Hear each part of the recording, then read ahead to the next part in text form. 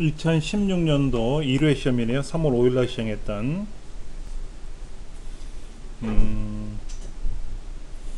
사용자 기본 설정을 사이트가 인식하도록 하거나 사용자가 어디를 이동할지 했는지 그러한 로그인하는 정보들을 기억하고 있는 거죠. 쿠키라고 하는 거죠. 쿠키. 이 쿠키라는 정보 때문에 이 쿠키를 훔쳐가는 그런 악성 코드들도 있습니다. 즐겨찾기 북마크라고 하죠. 북마크 책갈피라고 하는 것. 근데 인터넷 익스플로러 상에서는 즐겨찾기라고 표현되어 있어요. 크롬에서는 북마크라고 표현되어 있고요. 그 다음에 인터넷 익스플로러 상에서는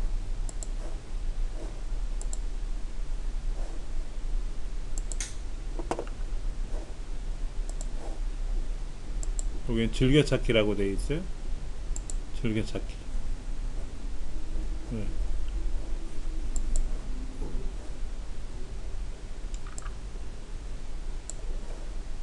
쿠키 정보가 답입니다.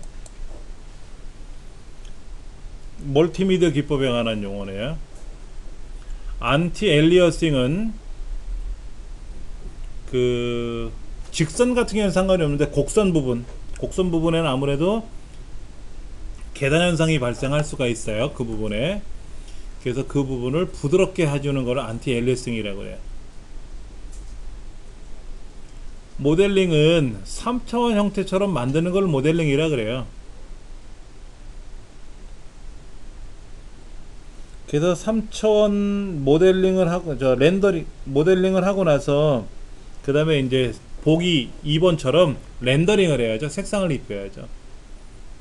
두 번째 보기는 렌더링에 관한 설명이고요. 모델링은 아니고. 모델링은 그냥 이렇게 선을 이렇게 긋는 거를 모델링이라고 보면 돼요. 이렇게 3차원처럼 이렇게 만드는 거죠. 이렇게 만들고 여기는 뭐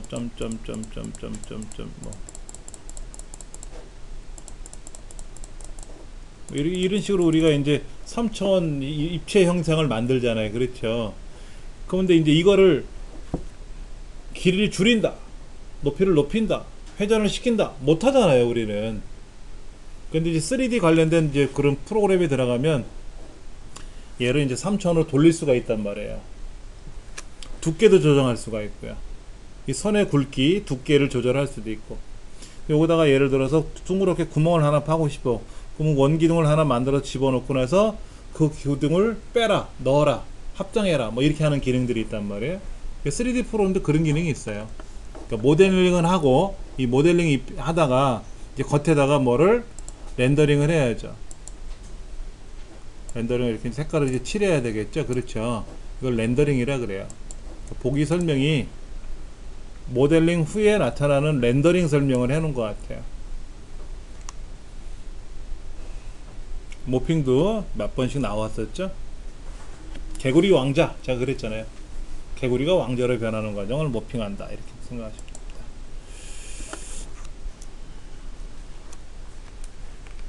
윈도우 7과 윈도우 10에 대한 공통 영역에 대해서 시험이 나온다라고 문제가 바뀌었기 때문에 지금 3번 문제가 윈도우 7에서가 아닌 윈도우에서 디스크에 저장된 파일의 위치를 재정렬하는 단편화 제거 작업 그랬어요.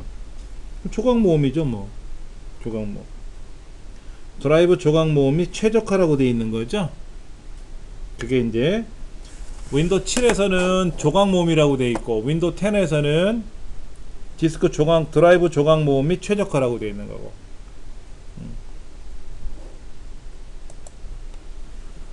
네 번째, 정보의 기밀성을 저해하는 보안 침해 형태는 뭐냐?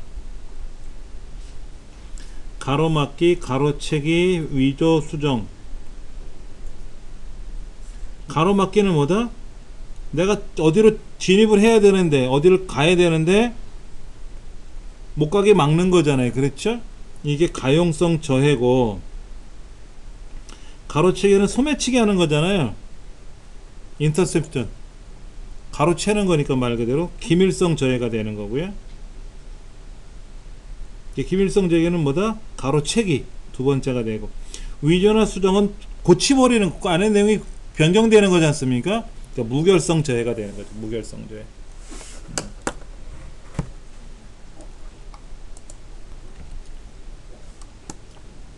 디스플레이에 있는 설정이다.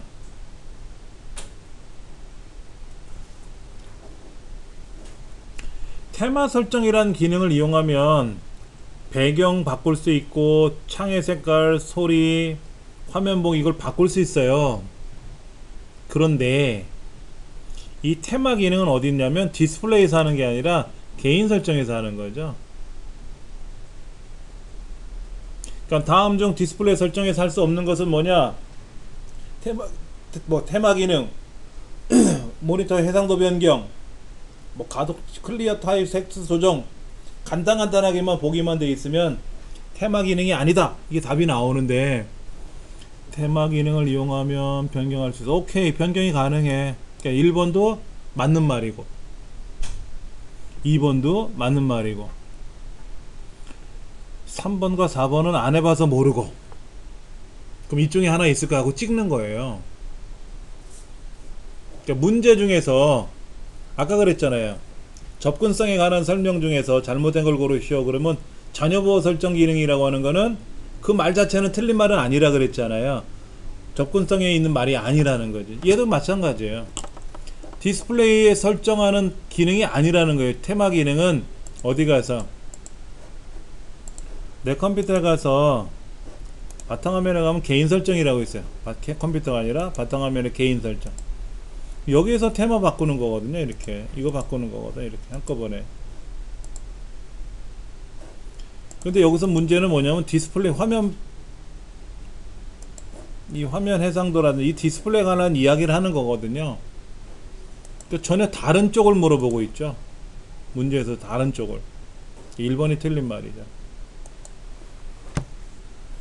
게이트웨이. 게이트웨이는 어떤 거라 그랬죠? 서로 다른 네트워크를 연결해 주는 게 게이트웨이라 그랬죠? 리피터와 동일한 역할을 해주는 장비다? 아, 그럼 리피터가 하면 되지. 뭐하러 리피터와 같은 역할을 또 해, 누가? 컴퓨터는 서로의 기능이 비슷한 걸 있지만 동일한 역할을 해주는 게 따로따로 이름이 되어 있지는 않아요. A가 하는 역할은 A가 하고 B라는 역할이 B도 해. 근데 두 가지 다 어떤 기능을 같이 하는 건 있겠죠. 근데 A를 B라고 뭐하러 부르냐고. 똑같은 동일한 역할이라면 A는 A가 하면 되지.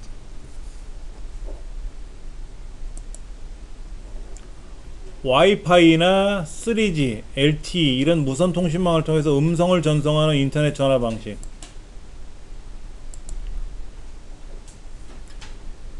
MVOIP라 그래요.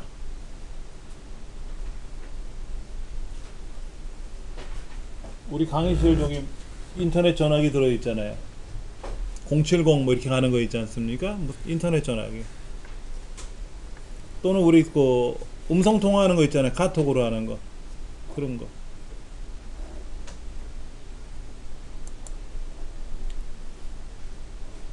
다음 중 이 필요에 관한 설명에다 옳은 것을 고르시오. 자외선을 이용하여 기록된 내용을 여러 번 수정할 수 있다. 요거 2번 하는 거 여러 번 수정할 수가 있는데, 예, 불편하죠? 그래서 EEPROM으로 바뀌었다 그랬잖아요. EPROM에서 EEPROM으로. 그게 플래시 메모리 이용하는 거죠. 플래시 메모리 이용해서. 8번의 답은 맞는 말이다. 멀티미디어 데이터의 표현 방식에 관한 설명에다 옳지 않은 것을 고르시오. PNG는 최대 256색이다. PNG는 256이 아니라 1600만 컬러예요. 틀린 말입니다. 나머지는 맞는 말이고요.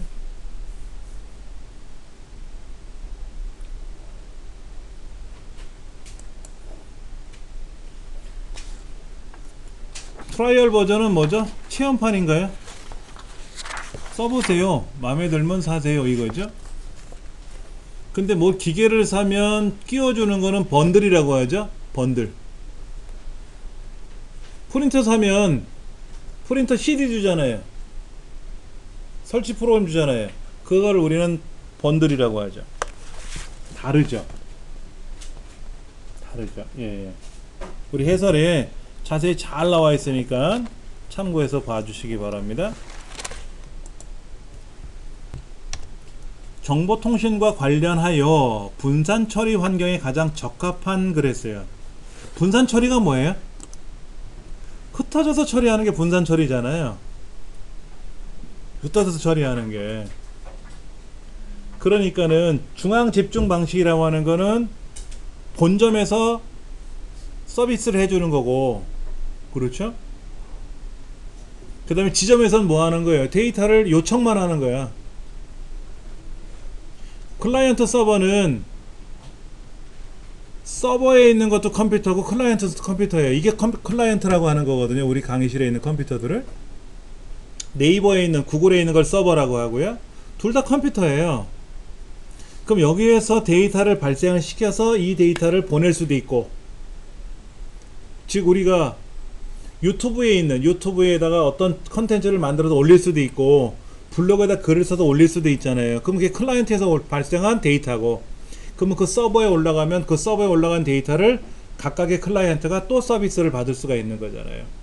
이걸 분산 처리 방식이라고 하는 거죠. 지금은 중앙 집중 방식을 거의 안 씁니다. 쉽게 얘기해서 홍길동에 입금된 돈이 얼마인지를 확인하려면 천상 중앙 집중 방식을 써야 돼요. 그거는 서버에서도 가능하잖아요. 그렇죠? 근데 중앙 집중 방식이라고 말하는 거는 중앙에 있는, 본점에 있는 것만 컴퓨터고 지점에 있는 건 컴퓨터가 아니라 단말기라 그래요. 모니터 키보드만 붙어 있는. 그러니까 5 더하기 3이 얼마인지 계산도 못해요. 5 더하기 3이 얼마인지 계산하려면 또 중앙 컴퓨터에다 요청을 해야 5 더하기 3이 나오는 거죠. 그러한 불편함이 생기는 거예요. 그러니까 중앙 집중 방식에서 클라이언트 서버 방식으로 이제 완전히 바뀌었고요. 그 다음에 이제 피어 투 피어 방식이라 그래서 우리 쉽게 말하면 그 메신저처럼 1대1로 서로 데이터를 주거니 받을 수 있는 그런 피어 투 피어 방식도 지금 활용하고 있고요.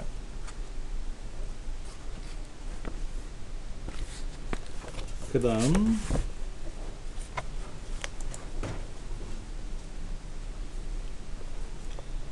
컴퓨터의 발전 과정에 관한 설명이 옳지 않은 것 했어요. 이 문제가 참, 컴퓨터 역사에 대한 얘기를 시험에 안 내겠다라고 출제 범위가 변경됐었어요. 2015년도인가에. 그다음 2016년도 이 시험이 턱하니 나와버렸어요. 컴퓨터 발전사에 대한 얘기는 빼겠다고 했는데, 그런 바람에 다시 컴퓨터 발전사가 이제 다시 시험 문제에 포함이 되니까는 설명을 다시 해놓은 거예요. 파스칼의 계산기는요, 덧셈 뺄셈만 가능한 거예요. 덧셈 뺄셈만, 가감. 그 다음에 라이프니츠라는 사람이 파스칼의 계산기 이후에 한 1세기가 지났는데, 그 이후에 곱셈, 나눗셈도 될 수 있게끔 사칙 연산이 가능한 계산기를 만들었죠. 그게 라이프니츠가 만든 거예요. 파스칼은 덧셈 뺄셈만 하는 겁니다. 나머지는 다 맞는 말이고요. 천공카드 시스템은 종이카드에다가 구멍을 뚫어 가지고 거기 안에다가 이제 성별, 뭐 나이, 지역, 뭐 학력 이런 것들을 이제 통계 용도로 이제 거기다 이제 데이터를 기록을 해 놓은 거죠. 구멍이 뚫린 데가 이제 종이가 집어넣으면서 지나가면은 그 구멍을 통해서 데이터를 인식하는 거예요. 이 사람의 나이가 몇 살인지, 뭐 어느 지역 출신인지, 학력이 어떻게 되는지, 성별이 어떻게 되는지. 홀로리스라는 사람이 통계학자인데, 이 통계학자가 이 천공카드 시스템을 개발을 했어요. 1800년대 말에. 그래서 미국에서 통계 조사를 할 때 10년에 한 번씩 하는데, 통계 시작하면 7년 내지 8년 걸리는 거예요. 결과 나오는데. 왜냐면 남자가 몇 명인지 여자가 몇 명인지 종이를 다 세봐야 되잖아요. 우리 쉽게 말하면 발을 정자 쓰는 거 있잖아요. 투표할 때 남자 한 명, 여자 한 명 뭐 이런 식으로 그렇게. 근데 천문가스 시스템이 들어가고 나서부터는 3년 내지 4년 절반으로 뚝 떨어진 거예요. 통계 나오는 결과 시간이. 미국이란 나라에서 이 통계 데이터가 절반으로 빨리 데이터가 이제 연결이 되니까는 국정과제에서도 처리하기가 쉽겠고, 그렇죠. 국가를 통치하는 대통령이나 지방 정부에서도 굉장히 많이 활용을 하겠죠. 이 통계 시스템이 이제 컴퓨터에 적용이 돼 가지고 많은 일들이 여기 도입이 되는 거예요. 사실은 천공가스 시스템은 컴퓨터하고는 무관한 건데, 이 천공가스 시스템이 컴퓨터에 도입이 되면서부터 컴퓨터가 굉장히 많이 발전을 한 거예요.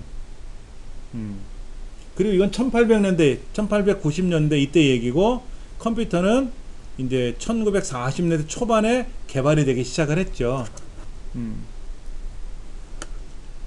천공카드 시스템 홀로리스라는 사람은 컴퓨터 역사상에 굉장히 위대한 업적을 남긴 사람 중에 하나가 되는 거예요. 그 다음 13번 플래시 메모리. 플래시 메모리라고 하는 것은 EEPROM을 계량한 거죠. 그래서 우리가 쉽게 말하면 MP3 플레이어나 디카 메모리나 USB 메모리 같은 이곳에 이제 반도체 EEPROM을 집어넣어 가지고 그렇게 해서 사용한 거죠. 네 번째가 정확한 설명이고요. 1번은 뭡니까? 주기억 장치와 CPU 사이에 위치한다? 이건 캐시 메모리가 되는 거고요. 2번은 보조기억 장치 일부를 주기억 장치처럼 사용해서 이거는 가상 메모리를 사용하는 기법이네요. 가상 메모리.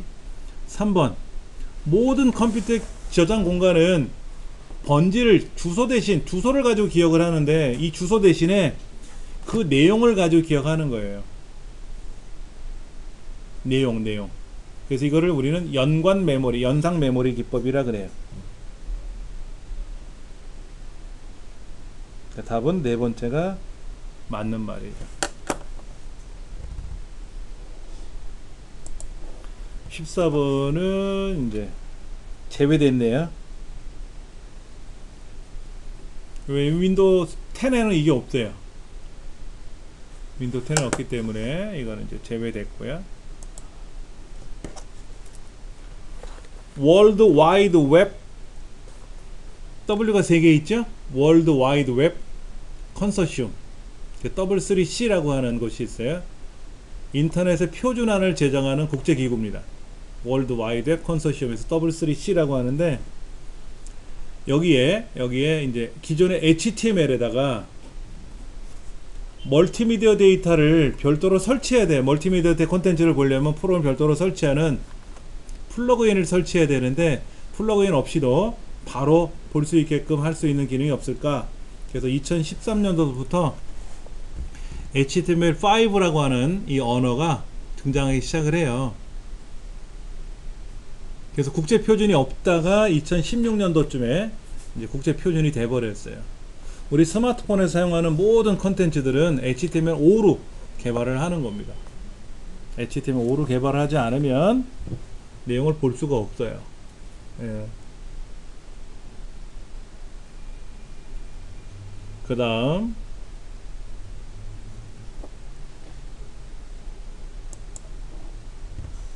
윈도우 7의 작업 표시에 관한 설명이다. 작업 표시는 화면 밑에 있는 거죠. 시작 줄에 있는 거죠. 작업 표시를 꽉 차면 어떻게 돼요? 꽉 차면 꽉 차는 거지 뭐. 크기가 자동 조정돼요? 그런 건 없죠. 꽉 차면 막 달라붙는 거지 뭐. 처음엔 널널하게 붙어 있다가 꽉꽉 차면 어떻게 돼? 좁혀가지고 잘 안 보이겠죠. 나머지 말들은 맞고요. 1번이 이제 틀린 말입니다.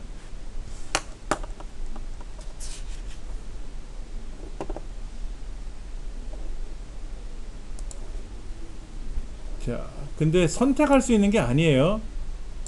크기가 자동 조정된다는 얘기는 이 높이가 이렇게 조절되는 게 아니고, 이 너비만 그대로 있는 거예요. 너비만 제가 올려놓고 보여드리면 이 너비를 이렇게 표현할 수도 있어요. 이렇게.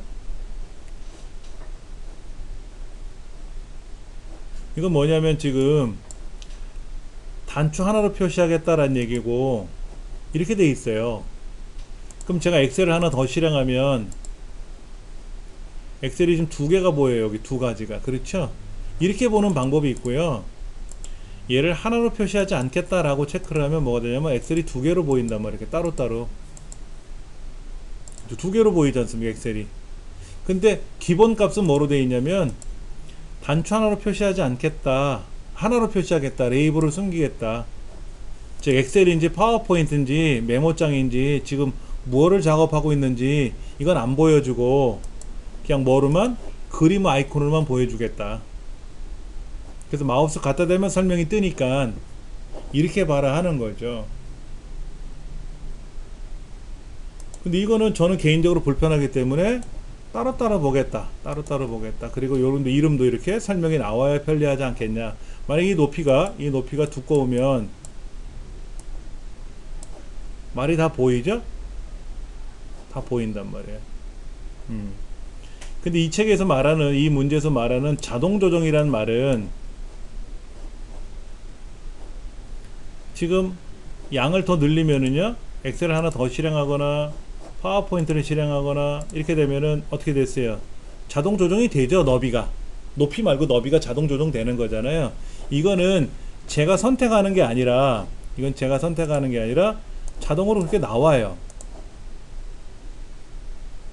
제가 하는 게 아니라. 예. 이 문제에서 말하는 자동 조정 선택할 수 있다는 안 된다라는 얘기죠. 자동 조정은 된다는 말은 높이가 조정이 아니라 너비가 조정되는 건 자동 조정이 되는 거예요. 그러나 이거를 소비자가 아니라 사용자가 이거를 선택할 수 있는 기능은 없다. 우리 해설에 자동으로 조정이 돼요. 이렇게 꽉 차면 옆으로 왔다리 갔다리.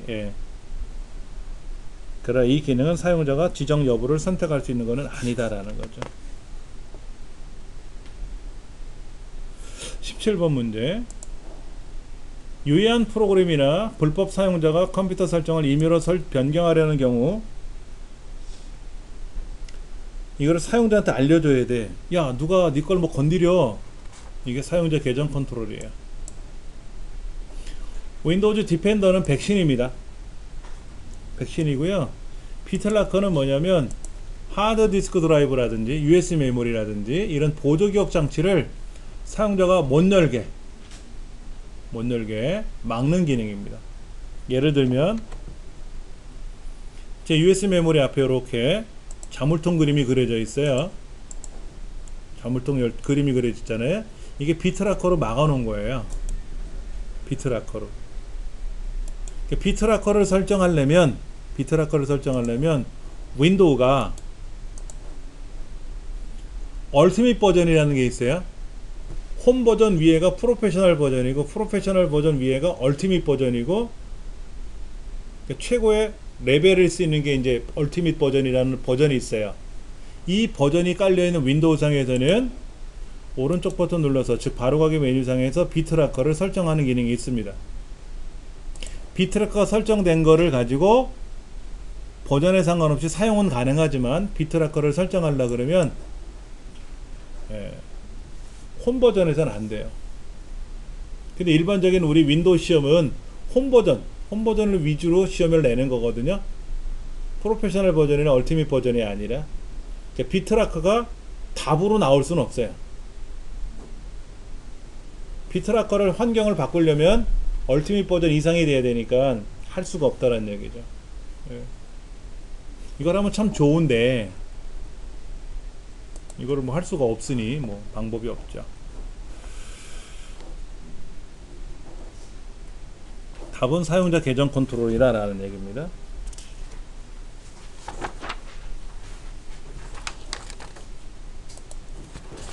그 다음 네트워크 주변을 돌아다니다가 패킷이 뭐냐면 데이터를 통으로 내보낼 수가 없으니까 이 쪼개서 잘게 쪼개가지고 내보내거든요. 쉽게 말하면 여러분들 김밥 드실 때 통으로 드시는 경우도 있겠지만 잘라서 드시잖아요. 그렇죠. 이렇게 슬라이스 해갖고 잘라서 드시잖아요. 그걸 패킷이라고 보시면 돼요. 이런 패킷이 네트워크를 계속 움직인단 말이야. 그러면 이 패킷이라고 하는 정보에는 얘는 어떤 데이터가 들어있을 거다라는 정보가 붙어 있단 말이에요. 아, 이거는 그냥 일반 데이터인지 중요 데이터인지 이런 거. 이런 모양새를 보고 아, 저 패킷에 뭐가 들어있을 것 같은데 쟤를 한번 좀 뜯어볼까? 뭐 이렇게. 마치 은행에서 나오는 사람인데 보자기 같은 거를 이 품에다 이렇게 품고 꼭 쥐고 나오는 사람 보면은 현금 인출한 사람이다. 이렇게 판단하는 거니까 소매치기들이 소매치기 한단 말이에요. 그런 거를. 그런 우리 많이 봤단 말이에요. 이야기도 들었고. 그런 것처럼 이런 걸 통해서 거기에 있는 아이디, 계정, 비밀번호 이런 거를 알아내는 방법이 있는데 그걸 스니핑이라 그래요. 스니핑. 자, 그러니까 별의별 게 다 있어요. 스푸핑은 뭐냐면 다른 사람의 시스템에 침입할 때 침입자의 정보를 속여요.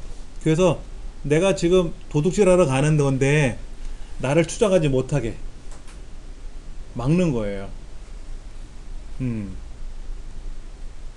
그러면 분명히 도둑질을 누가 들어와서 도둑질 해갔는데 범인을 잡으려고 보면 CCTV를 열거나 아니면 발자국을 보거나 해야 도둑놈이 어디로 가는지 찾아내는데 그런 거를 싹 지우면서 가는 거예요. 그런 거에 이제 스푸핑이라고 하죠. 그 다음에 백도어는 영화에도 많이 나와요. 백도어는 영화에도 많이 나오고 하는데 그 네트워크 관리자들이 자기들이 들락날락거릴 수 있는 통신망을 따로 만들어서 그 안으로 접속을 해서 이를 수월하게 하고 나온단 말이에요. 그런 거를 갖고 있다라는 거를 그게 존재한다는 걸 알기 때문에 해커들은 이런 백도어를 공략을 하는 거예요.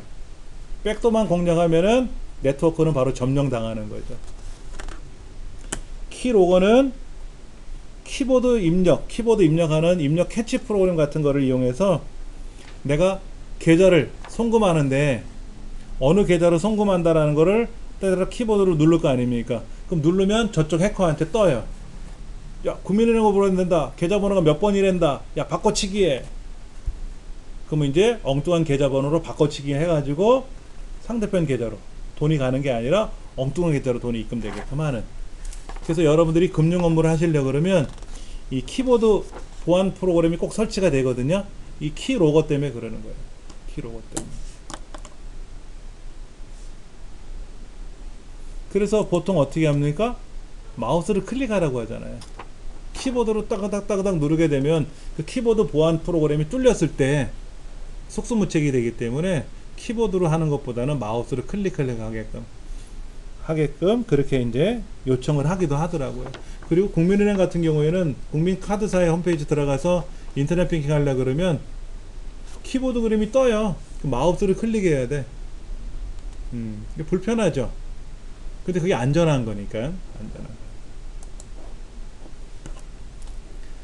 밀리세컨드 1000분의 1초, 마이크로세컨드 100만분의 1초, 나노세컨드 10억분의 1초, 1피코세컨드 1조분의 1초, 1조분의 1초. 어떤 게 빠른 거다? 피코 다음에는 아직까지는 뭐 대중적으로 나와 있진 않아요. 그러니까 밀리, 마이크로, 나노, 피코 네 중에 하나를 골라야 되니까 요 네 가지만 보통 나와요. 메가, 기가, 키로, 메가, 기가, 테라. 그 네 가지 보기. 그 다음에 기억장치 중에서는 레지스터, 캐시 메모리, 주기억장치 램, 그 다음에 롬, 보조기억장치 이 순서대로. 보조기억장치는 뭐 순서를 따질 일이 없어요. 왜? 자기 테이프 쓴 사람도 없고 플로피 디스크 써본 사람이 요즘 드물고, 그렇죠? 그 다음에 뭐 집 디스크 본 적도 없고 만만한 게 이제 CD, DVD를 쓴 거지. 그 다음에 이제 하드 디스크 이런 거 쓴 거죠. 그렇죠? 근데 웃기는 게 뭐냐면 하드디스크, 짚디스크는 설명하는데 그럼 USB 메모리는 어디로 들어가? 속도가? 어느 게 빨라? 그런 말은 또 현실적으로 안 나와 있거든. 그래서 가장 빠른 건 레지스터, CPU, 그 다음에는 캐시 메모리, 그 다음에 일반 주기억 장치, 그 다음에 뭐 보조기억 장치. 그 순서대로 빠른 걸 나열하시오. 뭐 이런 것들.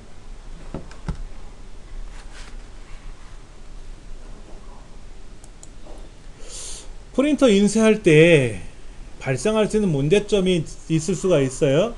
인쇄가 되지 않는다 그러면 프린터가 꺼졌는지 켜졌는지, USB 케이블이 꽂혀 있는지 안 돼 있는지 이런 거 확인해 봐야 되겠고, 스플 에러는 데이터를 프린터를 직접 전송하는 게 아니라 보조기억 장치를 먼저 전달했다가 보조기억 장치에서 천천히 인쇄하는 명령을 한다 그랬잖아요.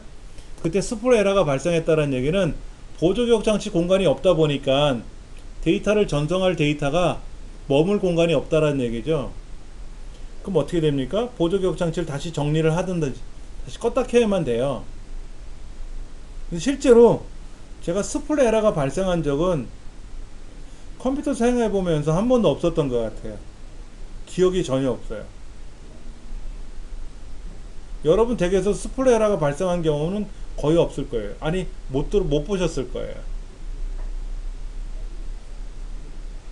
수동으로 인쇄하는 경우가 있긴 있겠죠.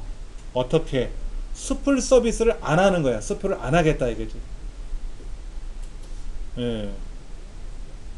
근데 프린터를 스플을 안 하겠다라고 하면 일 못 하죠. 인쇄될 때까지 멈춰버리니까. 그러니까 스플을 써야 돼요. 그때는 껐다 켜야 된다. 책에도 그렇게 설명되어 있을 겁니다.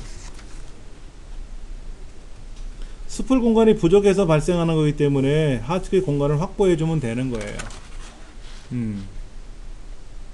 그러니까 이제 디스크 정리 이런 거, 디스크 정리 작업 같은 걸 해야 되겠죠. 나머지는 맞는 말이고요. 엑셀의 유효성 검사.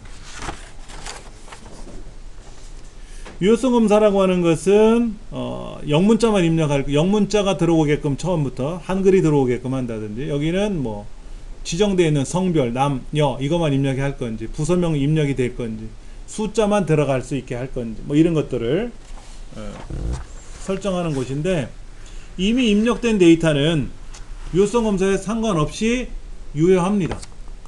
기득권을 갖고 있기 때문에 만약에 여기다가 데이터가 이렇게 들어가 있어요. 데이터가 들어가 있는데 이걸 유효성 검사를 한다고 해서 정수 1부터 20까지만 입력해라 라고 해서 이 데이터가 지워지는 건 아니에요. 근데 모르고 지웠다가 다시 50을 쓰려면 어떻게 된다? 이때는 못 쓰죠. 20 안에서만 써야 되는 거지.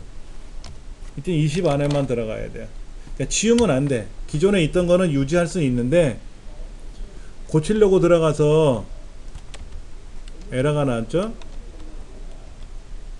또 지웠다가 다시 데이터를 고쳐 쓰려고 그러면 들어갈 수가 없는 거고요. 그것만 명시하시면 그때는 뭐 정확히 잘 쓰실 수가 있어요. 간혹 이 문제가 나와요. 이미 입력된 데이터가 유효성 검사에 설정에 해당되지 않는다 그러면 삭제가 되는 게 아니라 유지는 해요. 그러나 수정은 못한다.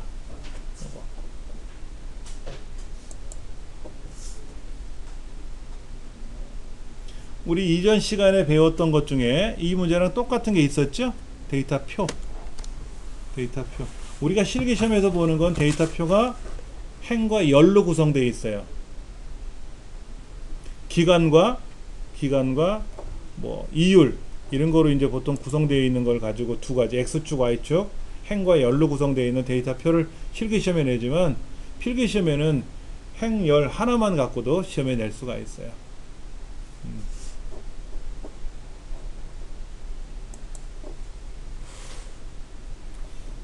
그 다음 23번 통합. 우리 통합을 할 때 어떤 게 있었어요? 요거 원본 데이터 연결하는 거 있었잖아요. 이거요. 얘는 어떨 때 사용하는 거라고요? 같은 통합 문서에 있는 게 아니라 다른 통합 문서에 있는 거. 지금 성적 파일을 만들어야 되는데 1사분기 파일이 따로 있고 2사분기 파일이 따로 있어. 거기 있는 걸 통합해서 현재 성적표에다 넣어야 돼.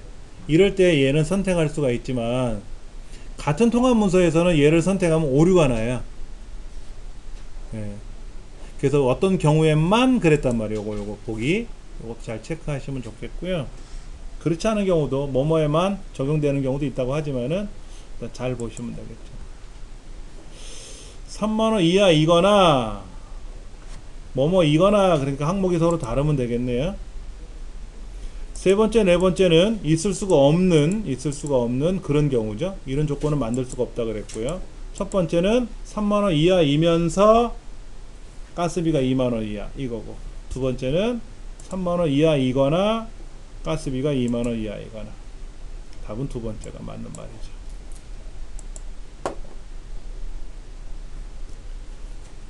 A1부터 A의2 영역을 선택한 후, 그러면 화가 빠졌네요. 화요일날이 빠졌으니까 세 번째 줄에는 목요일, 수, 목, 금이 들어가겠죠. 금, 토, 일 들어가겠고, 일, 월, 화가 들어가겠네요. 다섯 번째 줄에는 화요일 들어가겠네요. 하나씩 건너뛰는 거잖아요, 요일을. 월, 수니까 화요일이 중간에 하나 건너뛴 거잖아요. 그러니까 수, 목, 금, 토, 일, 월, 화요일이 들어가는 거죠.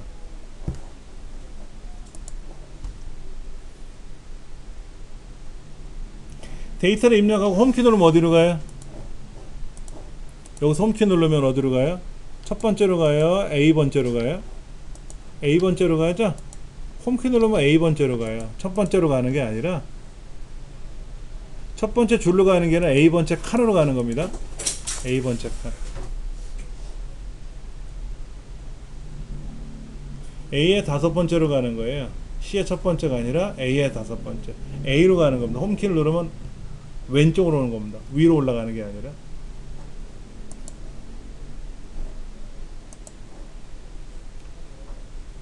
메모. 서식을 지우면 서식만 지워지죠? 메모는 메모 지우기가 따로 있어요. 딜리트키 누르면 내용만 지워지고요. 서식을 지워라 그러면 데이터는 살아있고 서식만 지워지죠. 자, 여기에 지금 테두리선이 이렇게, 여기다가는 메모도 들어갔어요. 메모도 들어갔는데 이 메모에서 딜리트키 누르면 값만 지워지는 거예요. 값만 지워지는 거죠. 근데 서식을 지워라 그러면 어떻게 된다? 여기 지우개 가서 서식을 지워라 그러면 서식만 지워지는 거예요. 근데 메모만 지워라 그러면 뭐 한다? 메모만 지워지는 거고. 그렇게 되는 거죠. 서식을 지워라 그러면 뭐다? 데이터는 살아있어요. 데이터는 살아있고. 다시 한번 볼까요? 가운데 정렬 해놨는데 서식을 지워라 그러면 어떻게 된다? 데이터는 그대로 살아있고 서식 꾸미는 기능만 사라지는 거죠.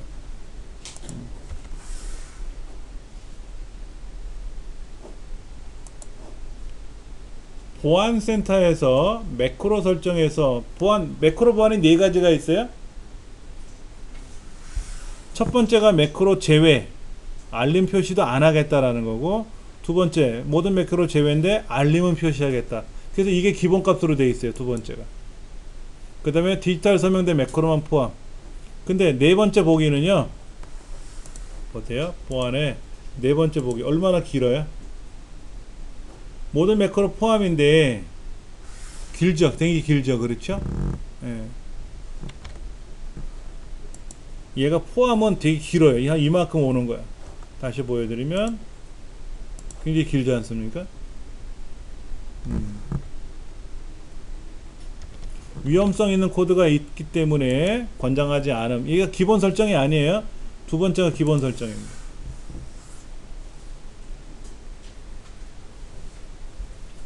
안 그러면 뭐 매크로 바이러스에 의해서 뭐 점령당할 수도 있잖아요.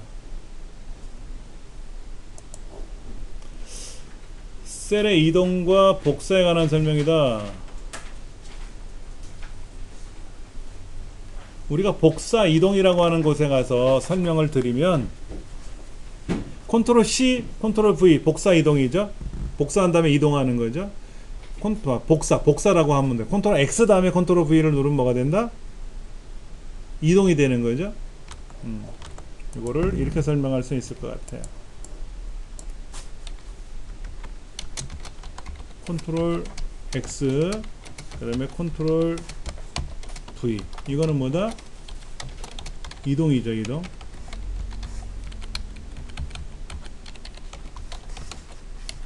컨트롤 C 다음에 컨트롤 V 이건 복사가 되죠. 요즘 예능 보니까는 하는 사람이 앞에 있는 사람이 하는 행동을 뒷사람이 똑같이 따라하면 컨트롤 C 컨트롤 V라고 나와요. 자막에. 그게 못 알아듣는 사람은 야 저게 뭐야? CTRL이 뭐야? 라고 얘기하겠지만 아는 사람들은 끄덕끄덕 웃죠. 알아들으니까. 이동이냐 복사냐 하는 거죠. 예. 그 다음 어떤 개체를 Shift 키 누르고 드래그하면 어떤 개체에 대해서 Shift 키 누르고 드래그하면 뭐가 된다? 이건 이동이 되고 어떤 개체를 컨트롤 키 누르고 드래그하면 이건 뭐다? 이건 복사가 돼요.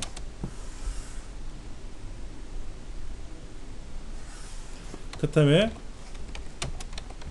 같은 드라이브에서 드래그를 하면 이건 뭐다? 이동이 되고 다른 드라이브에서 드래그를 하면 뭐가 된다? 이건 복사예요. 이거는 이제 우리 컴퓨터 일반에서 복사 이런 거 쉬프트 키에 관한 게 컨트롤 키에 관한 기능들을 설명하면서도 한번 말씀을 드렸을 겁니다. 예. 보편적으로 컨트롤 키 아까도 말씀드렸죠? 어떤 개체를 선택하고 그러니까 Alt 키 누르고 테두리 선을 드래그하면 셀의 크기 맞게끔 따다닥 움직인다고 했고 셀의 크기를 조정할 때 컨트롤 키를 누르면 가운데서부터 쉬프트 키 누르고 드래그하면 같은 비율로 뭐 이런 건 있었어요. 예. 쉬프트 키를 누른 채 선택의 테두리를 클릭하여 원하는 위치로 드래그하면 이동이 있죠. 컨트롤 키 누르고 움직여야지. 복사를 하려면 컨트롤 키 누르고 드래그를 해야 복사가 되는 거고 쉬프트 키 누르고 드래그하면 이동이 된다. 그냥 드래그해도 이동이 되죠. 근데 이런 건 있어요. 얘를 지금 삐딱하니 복사하면 안 되지. 삐딱하니 이동하면 안 되거든. 얘를 똑바로 이동해야 되는데 보세요. 이렇게 삐뚤빼뚤 이동하면 안 되잖아. 그럼 쉬프트 키 누르고 드래그하면 똑바로 가요. 요즘 컴퓨터가 좀 이상하네. 똑바로 간단 말이야. 컨트롤 키 누르고 드래그하면 복사가 되고 컨트롤 키 누르고 쉬프트 키 눌러서 드래그하면 똑바로 이동이 돼요. 똑바로 이동이 돼. 복사를 해서 똑바로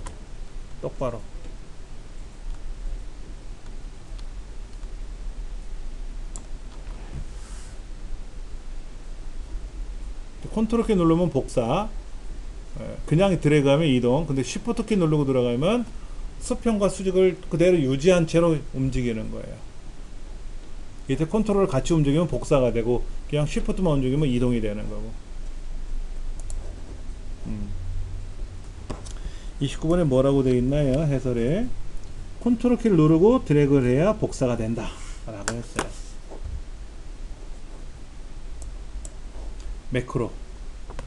매크로는 우리가 매크로를 만들겠다라고 하면 매크로 이름이 자동으로 부여가 돼요. 다시 한번 보여드리면 매크로에 가서 매크로 기록을 누르면 자동으로 매크로 1, 매크로 2, 매크로 3하고 자동으로 부여됩니다.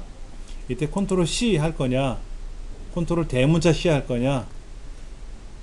네. 이때 대소문자는 구분한다 그랬어요.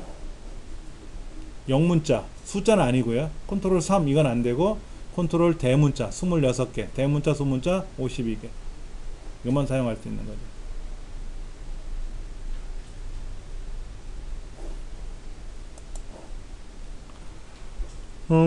이건 뭘까요? 여기 B의 두 번째부터 D의 다섯 번째 셀을 점수라고 해서 숫자들. 그럼 점수의 두 번째 줄 90, 80, 95. 이 두 번째 줄의 첫 번째 칸이니까 90이란 데이터하고, 여기서 가장 큰 값이 뭐예요? 맥시멈 100점이네. 그럼 90하고 100점의 에버레이지 평균 구하래. 그럼 95지 뭐. 그러니까 인덱스라는 함수는 어느 표를 정해주고 범위를 정해주고 몇 번째 줄 몇 번째 칸. 그러니까 90이라는 데이터죠. 두 번째 줄 첫 번째 칸이니까 90. 그리고 가장 큰 점수 맥시멈이니까 100이고, 그러니까 90과 100의 평균값 95가 나온다라는 거죠. 이 주민번호에 있는 여덟 번째 글자가, 여덟 번째 글자 요거죠. 요거 얘를 가지고 첫 번째라면 1이라면 남, 2면 여. H로급은 뭐예요? 뭐가 참조표가 있어야 되잖아. 인덱스는 뭐예요? 어느 셀이 있는데 그 셀 여러 개 영역이 있는데 그 중에 B 첫 번째 해당하는 줄 여덟 번째 칸 하나의 셀에서 하는 게 아니라 여러 개 셀 중에서 셀표에서. 이것도 잘못됐고, 이게 뭡니까? 오른쪽에 한 글자는 뭐야? 이건데? 아, 오른쪽 8글자? 8글자는 몇 개야? 이게 8글자잖아. 오른쪽에서 8글자니까 어떻게 이 일이 돼? 이렇게 복잡한 숫자가? 말이 잘못된 거죠?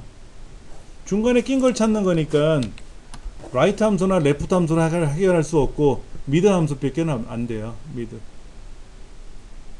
이 함수만 가지고 여덟 번째에서 한 글자를 자른 값이 1이라면 첫 번째 남, 2라면 여. 근데 얘는 글자가 아니라, 숫자가 아니라 그랬잖아요.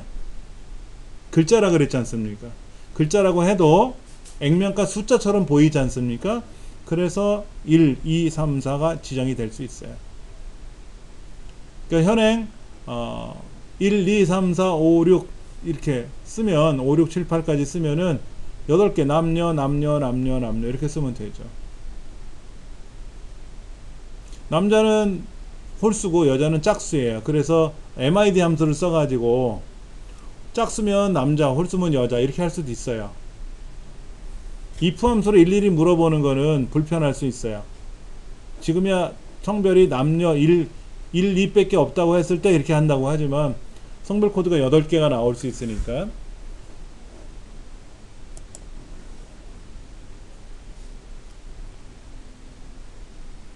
머리글 바닥글 설정을 하는데 페이지 레이아웃 보기라고 있어요. 보기에 가셔서 페이지 레이아웃 보기. 그럼 여기에다 머리글 바닥글 쓰기가 되게 편해요. 이렇게 하면 편해요.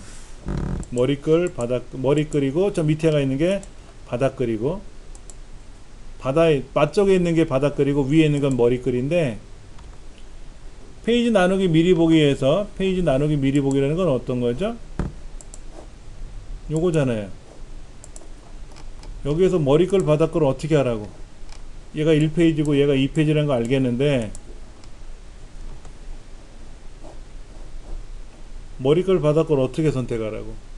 만약에 삽입에 가서 머리글 바닥글을 사용하려고 가보면 자동으로 뭐로 나와요? 보기에 있는 메뉴 중에 페이지 레이아웃 보기로 자동으로 움직여요. 삽입에 가서 머리글 바닥글을 누르면, 자, 머리글 바닥글을 사용하려고 삽입에 가서 머리글 바닥글을 딱 클릭하는 순간 이건 페이지 나누기 미리 보기거든요. 이거 정작 페이지 레이아웃 보기거든요. 이거는 자동으로 이렇게 와요. 그러니까 보기 중에 페이지 나누기 미리 보기가 아니라 페이지 레이아웃 보기 상태에서는 쉽게 추가하기가 쉬워요. 쉽게. 예. 그림도 삽입할 수 있고 뭐 꾸밀 수도 있고. 그 머리글은 뭐냐면 우리 책자에 보면 꼭대기에 매번 나오는 메시지가 있단 말이에요. 제 몇 회 기출문제 전문가의 조언 이런 거. 이게 위에 있으면 머릿말, 머리글. 그 다음에 밑에 하단에 보면 제 몇 회 기출문제 전문가의 조언에서 뭐 정답은 별책부록 어디에 있습니다. 그 다음에 현재 몇 페이지 이런 것들이 보이잖아요. 예. 여기 보면 이제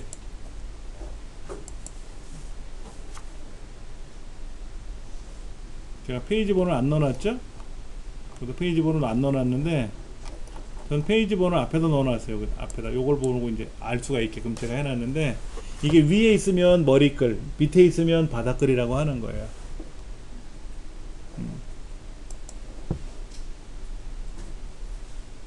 이게 뭡니까? 짝수줄에만 짝수줄에만 색깔을 넣어주고 싶은 거예요. 그럼 수식을 뭐라고 써야 되느냐 이거죠. 줄번호가 짝수줄인지를 확인해야죠. 여기 보니까 짝수줄에만 꾸미래요. 그러면 내가 있는 영역에 줄번호 1, 2, 3, 4, 5, 6 줄번호가 짝수인지를 판별하면 되는 거잖아요. 자, 그럼 여기에 row라는 함수가 나왔고 컬럼이라는 함수가 나왔어요. mod 함수도 나왔어요. mod는 나머지잖아요. 자, 이거예요. 는 mod 어떤 값 2, 이게 만약에 0이 나오면 뭐가 되는 거예요? 이게 0. 이거 무슨 뜻입니까? 값이 2의 배수, 즉 짝수다 이런 얘기고,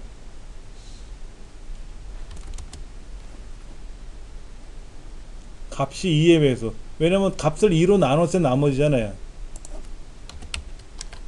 값을 2로 나누었을 때의 나머지가 0이다 라는 뜻이죠. 그러니까 나머지가 0이라는 얘기는 2의 배수란 얘기잖아요. 그렇죠. 컴마 1이 나오면 뭐다? 홀수가 되는 거예요. 2로 나눴을 때 나머지가 1이면 홀수예요. 그럼 여기에서 지금 컴마 1이 나온 거는 홀수예요. 홀수. 짝수는 컴마 0이 나와야 돼요. 그럼 로우가 뭐고 컬럼은 뭐냐? 로우 가로 열고 닫고, 이건 뭐냐면 현재 줄번호, 내 줄번호 1, 2, 3, 4 이거. 컬럼은 행문자예요. 행문자. 내가 현재 몇 번째 칸이냐 이거지. 칸. 컬럼은 칸이고 로우는 줄이란 말이에요. 행. 그러니까 로우 괄호 열고 닫고라고 쓰면은 내가 현재 몇 번째 줄에 있는 거니, 100만 번째 줄이니, 99만 9,990번째 줄이니, 이런 거. 그 해당 줄을 2로 나눴을 때 나머지가 0이다 라고 하면 그 줄은 짝수 번째 줄이다. 짝수 번째 줄이다. 그 답은 2번 이렇게 써야 되는 거죠. 실제로 많이 해요. 이렇게 하죠.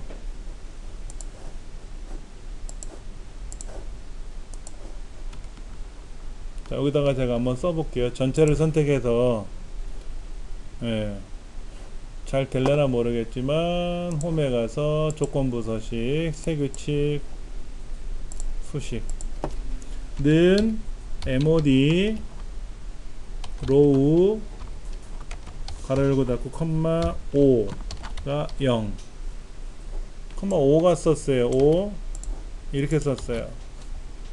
이건 뭐죠? 현재 줄번호를 5로 나눴을 때 나머지가 0이다.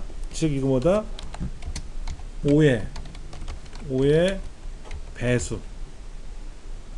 다섯 번째 줄마다 서식에 가서 아래쪽에다가 줄을 치고 싶은 거예요. 밑줄을.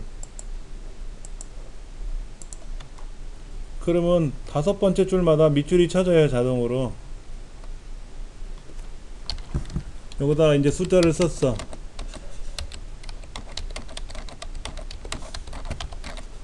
여기다가 줄번호 하나 넣으면 어떻게 돼요? 밀려 내리면서 바뀌죠. 알아서. 그거야. 줄번호가 다섯 번째 줄, 10번째 줄, 5의 배수마다 5의 배수 맞아. 그럼 만약에 조건부 서식을 얘를 10으로 바꾸면 뭐가 된다? 여기를 10으로 바꿔주면 10번째 줄마다 10번째 줄마다 10번째 줄마다가 이렇게 줄번호 줄이 쳐진단 말이야. 줄번호 밑에다가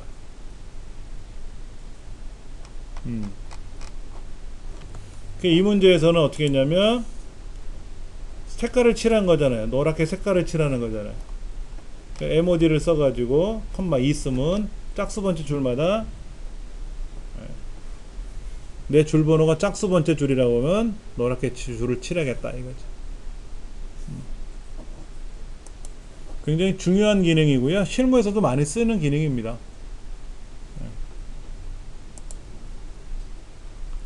함수의 결과 옳은 것은 했어요.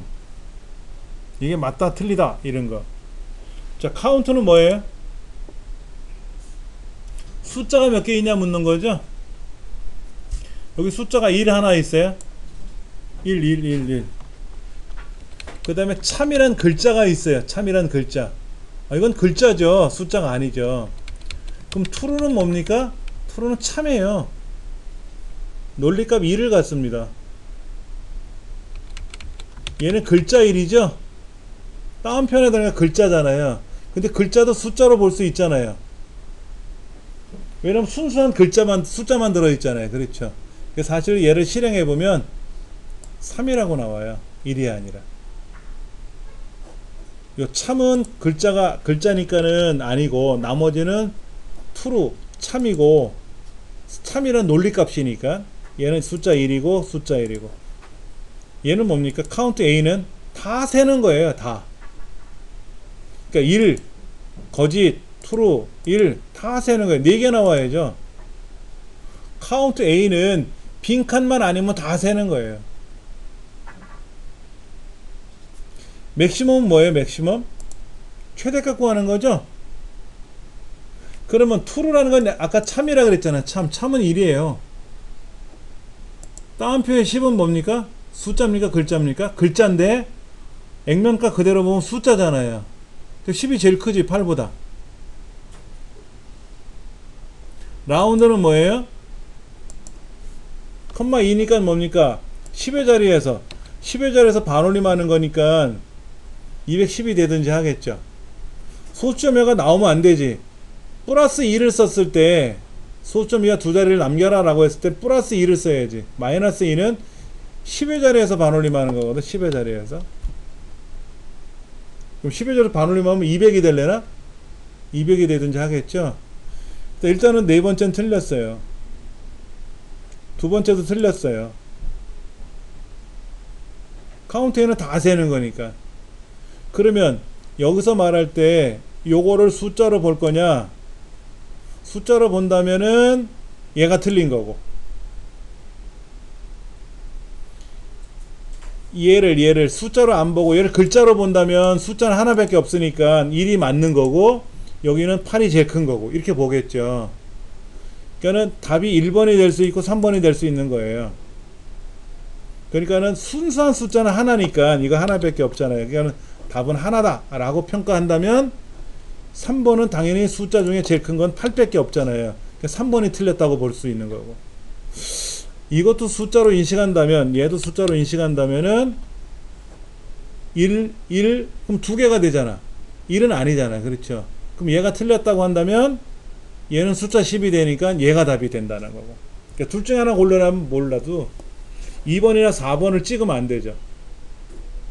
2번이나 4번을 찍었다는 건 공부를 안 했다는 뜻이지. 답은 세 번째.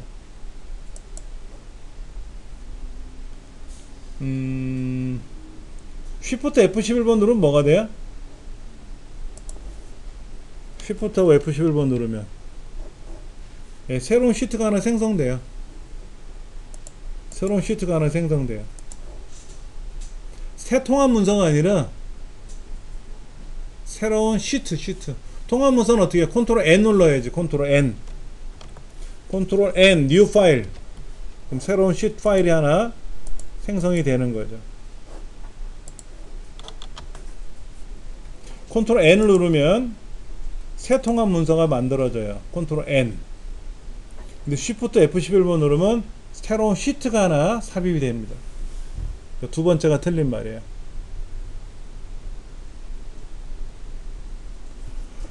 우리가 닫기를 누를 때는 저 끝에 있는 닫기 단추를 누를 거 아닙니까? 그렇죠. 닫기 단추 이거요. 근데 이제 윈도우상에서는 컨트롤 F4번. 근데 컨트롤 W 눌러도 닫혀지고 컨트롤 F4번 눌러도 닫혀지고 옵션들이 많아요. 닫는 명령이. 37번 창 그룹에 관한 설명이다. 차창은 뭐예요? 현재 있는 문서를 하나 더 만들어 주는 거예요. 똑같은 쉿 파일을. 틀 고정하려면 어떻게 돼요? 고정하려는 열의 오른쪽에다 선택하고 아래쪽에 선택하고 틀 고정을 해야 왼쪽과 위쪽이 고정되는 거죠. 왼쪽을 선택하는 게 아니라 오른쪽을 선택하는 거예요. 오른쪽. 두 번째가 틀린 말이고요. 이 차트는 남자, 여자 합계 1번, 2번, 3번, 4번, 5번 합계. 그런데 여기에는 요 합계라는 안 들어가 있죠? 남녀는 들어갔어도 밑에 남녀 합계는 안 들어갔어요. 그렇죠? 4번 밑에 있는 합계는 들어갔어요. 4번 옆에 있는 합계는. 눈금이 지금 바깥쪽에는 안쪽으로 들어와 있어요. 요 숫자 눈금이 안쪽으로. 겹치기가 들어가 있죠? 절반이 좀 안 되게끔 겹쳤어요. 남과 여만 들어가 있어요. 표 전체 영역이 데이터가 들어간 건 아니죠. 아까 그랬잖아요. 남녀 옆에 있는 합계라는 항목이 빠졌다 그랬잖아요. 남녀는 들어가도 1번에 남녀 합계, 2번에 남녀 합계, 이게 빠졌잖아요. 합계가. 이 합계는 요 4번 옆에 있는 합계를 말하는 거고, 여기 남녀 옆에 합계, 얘가 빠졌단 말이야. 모두 데이터에 포함되어 있다. 이건 아닌 말이다. 이거죠. 얘도 몇 번 나왔어요.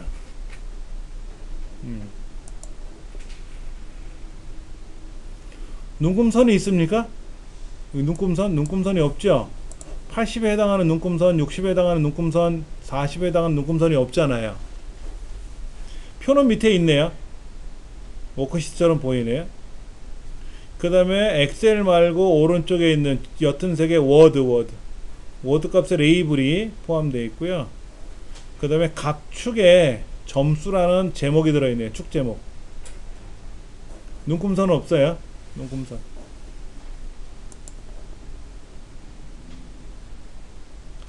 추세선을 넣으려면 어떤 걸 해야 될까요? 첫째, 3천은 안 된다 그랬고요. 그 다음에 이런 방사형 그래프도 안 된다 그랬고, 원형 그래프나 파이 그래프, 도너츠 그래프도 변화 추세선을 만들 수가 없어요. 그러나 뽀글뽀글 버블 형태, 이런 형태 4번 같은 경우는 추세선을 표시할 수가 있습니다. 네 번째는 거품형이에요. 거품형. 뽀글뽀글. 예.